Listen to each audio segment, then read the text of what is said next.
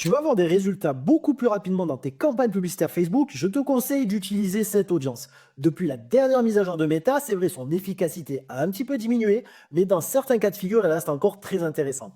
Aujourd'hui, je te parle de l'audience similaire. Voyons comment ça fonctionne et quand il faut encore l'utiliser. Quand on lance une publicité Facebook, le plus gros défi, c'est de toucher les bonnes personnes le plus rapidement possible. Si ton audience est trop large, Facebook montre ta publicité à n'importe qui et tu gaspilles ton budget. Si ton ciblage est trop précis, tu limites ton audience et les coûts vont augmenter.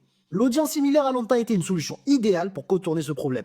En fait, l'idée est simple. Facebook va analyser tes meilleurs clients et va chercher des personnes qui leur ressemblent en termes de comportement et d'intérêt. Si par exemple tu as déjà vendu un produit à 1000 personnes, Facebook peut trouver des profils similaires pour te permettre de toucher de nouveaux clients. Donc si tu veux avoir des résultats presque dès le départ, c'est-à-dire limiter la phase d'apprentissage de lancement de ta campagne, je te recommande tout particulièrement l'audience similaire.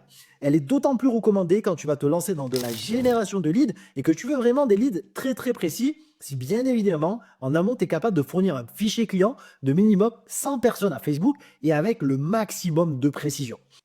Si tu veux utiliser ce genre d'audience dans tes campagnes et savoir les implanter sans faire d'erreur, commente similaire en commentaire. Je vais t'envoyer un guide étape par étape avec mes meilleures préconisations pour pouvoir correctement utiliser ces audiences-là dans tes campagnes. Et si tu veux même ce genre de conseils, abonne-toi à la chaîne.